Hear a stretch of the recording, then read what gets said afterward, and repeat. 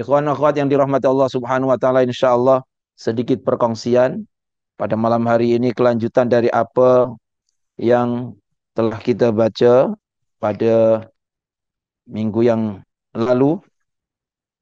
Insyaallah kita ambil sedikit saja, kemudian kita akan sambung uh, sedikit perkongsian tentang keutamaan 10 hari yang pertama dari bulan Zulhijjah dan juga amalan-amalan yang digalakkan pada 10 hari pertama bulan Dzulhijjah. Namun sebelumnya sama-sama kita baca surah Al-Fatihah. Kita tujukan pada Rasulullah sallallahu alaihi wasallam, keluarganya, sahabat-sahabatnya dan juga pengikut sahabat hingga ke hari kiamat.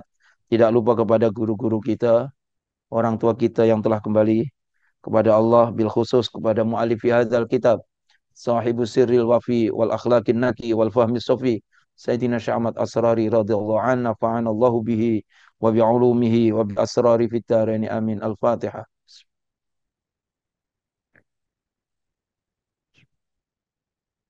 Bismillahirrahmanirrahim. Alhamdulillah rabbil alamin, wassalatu wassalamu ala rasul. Ya Rahman ya Rahim ya Latif ya Karim ya Allah ya Azim ya Fatah ya Alim, iftah qulubana wa qulub ahlina wa dhurriyyatina bi futuhil arifin wa faqihna fid din wa alimna ta'wil wahdina ila sawa'is sabil. Allahumma rzuqna ya rabbal nabiyyin wa hifdzal mursalin wa ilhamal malaikatil muqarrabin fi afiyatin ya arhamar rahimin. Wa sallallahu ala sayyidina Muhammadin wa ala alihi wa sahbihi wasallam walhamdulillahi rabbil alamin. Bismillahirrahmanirrahim. Wa qultu qala al-Imam Ali Asy-Syibramalisi radhiyallahu an, laisal muradu biqaulihi min nurihi zahiruhu min anna Allah ta'ala lahu nurun qa'imun bidzatihi listihalihi alaihi ta'ala lianna an-nura la yakumu illa bil ajsam, balil murad khalaqa min nuri makhlukin lahu, ya, min nurin makhlukin lahu qabla nuri Sayyidina Muhammadin sallallahu alaihi wa alihi wa sahbihi wasallam wa idafuhu ilaihi ta'ala liqaunihi tawalla khalqah. Ikhwan akhwat yang dirahmati Allah Subhanahu wa taala, kelanjutan daripada perkongsian kita, kitab juzuk yang pertama muka surah 35. Hadratus Syekh radhiyallahu an berkata, ini masih berhubungan dengan Nur Muhammad, ya, Nur Muhammadi. Beliau radhiyallahu an berkata, Imam Ali Syibramalisi berkata, maksud ungkapan min nurihi, yakni dari nur Allah, ya, bukan berarti Allah memiliki nur yang melekat pada zatnya. Sebab hal itu mustahil, ya, sebab Allah itu jirim, bukan jisim. Kalau jisim itu mengambil tempat. Macam kita ini jisim. Kalau duduk kat mana pun perlukan tempat. Itu namanya jisim. Ya. Maka itu dikatakan mustahil. Karena nur tidak akan melekat kecuali pada jasad. Ya. Pengertian yang benar adalah Allah menciptakan cahaya yang merupakan makhluknya sebelum Nur Muhammadi sallallahu alaihi wasallam. Ya. Lalu kata nur disandarkan kepadanya sebab dialah yang mengaturnya. Min nurihi, kan? Dari nur Allah, berarti nur yang diciptakan oleh Allah. Bukan daripada nur Allah. Ya. Beliau juga berkata, dan bisa juga diartikan penyandaran tersebut adalah bayaniyah, yakni penjelasan yang mempunyai pengertian bahwa Allah Subhanahu wa taala menciptakan Nur Muhammad dari nur berupa zatnya.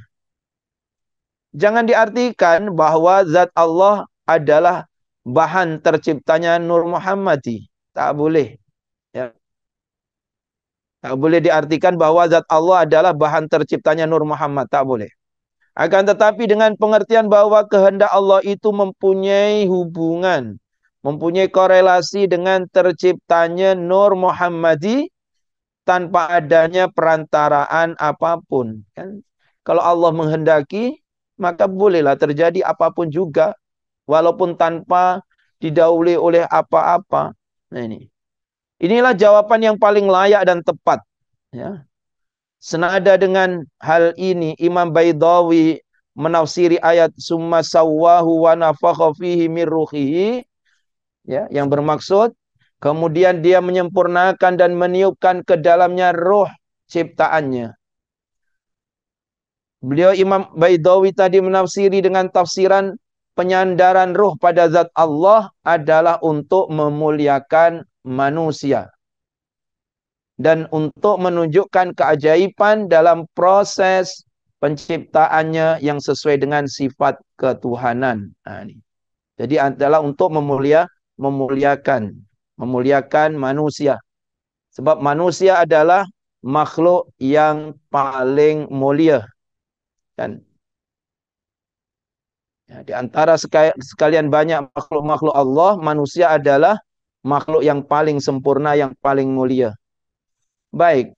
Adapun hadis-hadis yang menjelaskan tentang makhluk yang pertama kali diciptakan oleh Allah Subhanahu wa taala adalah pertama, hadis marfu, yang bermaksud makhluk yang pertama kali diciptakan oleh Allah adalah qalam. Hadis riwayat Imam Ahmad bin Hanbal dan Imam At-Tirmizi, dan ia menilai sahih daripada Sayyidina Ubadah bin Samit radhiyallahu an. Dalam hadis ini yang disebutkan yang pertama makhluk yang dicipta oleh Allah adalah qalam. Kemudian hadis kedua juga termasuk hadis yang marfu yang bermaksud air diciptakan sebelum aras. Hadis riwayat Imam Hakim At-Tirmizi dari Sayyidina Abi Hurairah radhiyallahu an. Demikian juga Imam Ahmad bin Hanbal dan Imam At-Tirmizi, dan ia menilai sahih dari Sayyidina Abi Razin Al-Ukaili radhiyallahu an. Jadi kat situ berarti sebelum Allah ciptakan aras, Allah menciptakan air. Ketiga hadis yang bermaksud Allah tidak menciptakan sesuatu apapun sebelum air. Allah tidak menciptakan sesuatu apapun sebelum air. Hadis riwayat Imam Asadi dengan jalur sanad yang banyak. Hadis-hadis di atas ditanggapi oleh Imam Al-Hafiz Abu Ya'la Al-Hamdani. Beliau mengatakan pendapat yang ashah adalah bahwa aras itu diciptakan sebelum kolam. Ya. Sebab ada riwayat yang sahih dari Sayyidina Amr bin As radhiyallahu an yang bermaksud Allah telah menetapkan kepastian-kepastian semua makhluk sebelum menciptakan langit dan bumi dengan selisih 50.000 tahun. Dan aras hingga sana berada di atas air. Baik, hadis riwayat Imam Ahmad bin Hanbal dan Imam At-Tirmizi, demikian juga Imam Muslim diriwayatkan dengan redaksi tanpa kata-kata dan aras berada di atas air. Jadi yang dimaksud lantas kita macam mana? Ini bukan satu kita yang penting mempercayai begitu saja. Ini bukan termasuk rukun iman, ya, bukan termasuk rukun iman.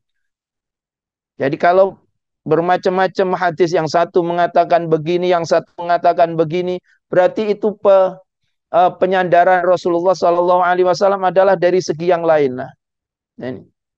Jadi kalau dikatakan tadi dari Imam Al-Hafiz Abu Ya'la bahwa pendapat yang asal adalah aras diciptakan sebelum kolam. Ya. Aras diciptakan sebelum kolam. Sedangkan tafsir yang di hadis yang pertama tadi, hadis yang marfu itu, kolam diciptakan sebelum Allah menciptakan makhluk, Allah menciptakan kolam. Sebab kolam adalah yang mencatat semua ketentuan-ketentuan bagi makhluknya. Lantas macam mana? Pokoknya ikut gitu saja. Pokoknya percaya. Ya. Baik. Jadi jelaslah bahwa takdir diciptakan setelah aras. Dan takdir diciptakan ketika awal terciptanya kolam. Ya, jadi ikut pendapat yang ini bahwa takdir diciptakan setelah aras. Berarti Allah ciptakan aras dulu, kemudian Allah ciptakan kolam bersamaan dengan Allah menciptakan takdir-takdir bagi makhluknya. Oleh karenanya riwayat-riwayat tersebut dapat kita padukan dengan kesimpulan bahwa makhluk yang pertama diciptakan adalah kolam kalau dinisbatkan kepada selain Nur Muhammadi dan juga air dan aras.